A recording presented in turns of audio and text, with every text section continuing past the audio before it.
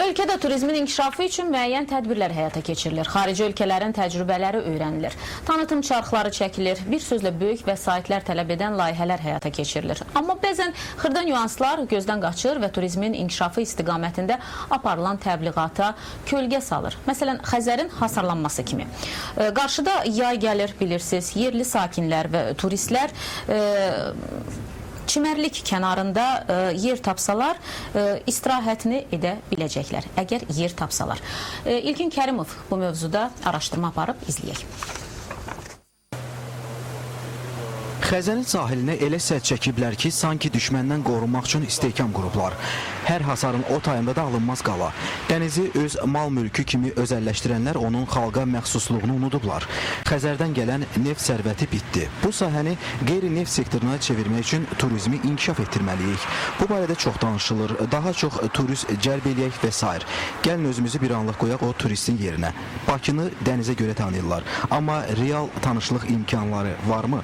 Əcnəbi sahilə yaxınlaşsa, kilometrlərlə uzanan hündür hasarların o tayında gizlədilmiş dənizi görə biləcəkmi? Çətin. Bakının Abşeron sahillərində Çin səddi yaradılıb. Nəinki əcnəbi, heç yerli cəmaat da Xəzər hövzəsindən istirahət üçün yararlana bilmir. Şəhərin mərkəzindən ən yaxın çimərlik Şıxov çimərliyidir. Deməli, insanların potensial istirahət eləyə biləcəyi yer məhz bu məkanı. Lakin Şıxova üst tutanlar gördüyünüz bu barmaqlıqlardan dənizə baxmalı olurlar. Xəzərin hasarlanması prosesi isə davam edir. Kimlərsə texnikanı işə salıb özünə şərait yaradır. Peşmansan yaxınlaşmağa, nəzarətçilər qırğı kimi başının üstünə alır. Kənar yerlər isə obyekt kimi fəaliyyət göstərir. Hərə bir şlaqbaum qoyub giriş pulludur.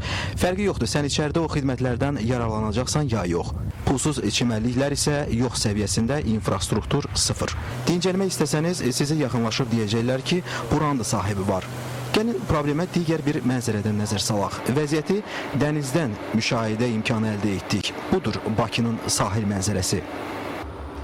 Kilometrlərlə uzunluğu olan hündür hasarlar, villalar, evlər, saraylar. Necə ki, qurudan dəniz görünmədiyi kimi, elə dənizdən də şəhərimiz demək olar ki, görünmür. Dəbdəbəli villaları görəndə ağız açıq qalır. Digər ki, bir açıq keçid qoyublarmı ki, insanlar sahilə yaxınlaşa bilsin? Yox, təbii ki.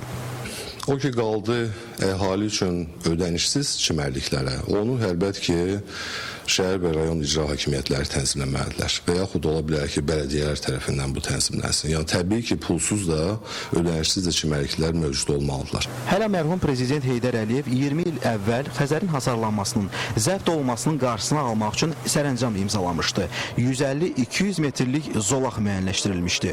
Təəssüf ki, torpaqlar qanunsuz zəbt olundu və ya yerli icra hakimiyyətləri, bələdiyyələr torpaqları sataraq bugünkü şəraiti yaratdılar.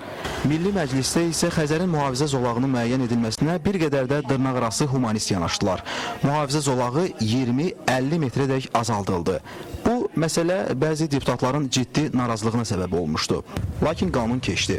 Sahili çəpərləyənlərə qarşı böyük məbləğdə cərimələr də müəyyən edildi. Lakin qanunun geriyə qüvvəsi yoxdur. Yəni tutulan, hasarlanan ərazilər sökülməyəcək. Cərimə bundan sonra qanunu pozanlara şamil edilir. Rəvayətə görə 12-ci əsrdə hökmdar Qız qalasını dənizin içində inşa etdirmişdi. Vaxt keçdi, dəniz geri çəkildi və Qız qalası yerini tutdu. Amma indi özünü xan hesab edən bəzi kəslər yenə də villalarını bu dənizin içində inşa etdiriblər. Amma nə özləri geri çəkilir, nə də hasarlarını geri çəkirlər. Görəsən, yenə də onlar da dənizin geri çəkilməsini mi istəyirlər?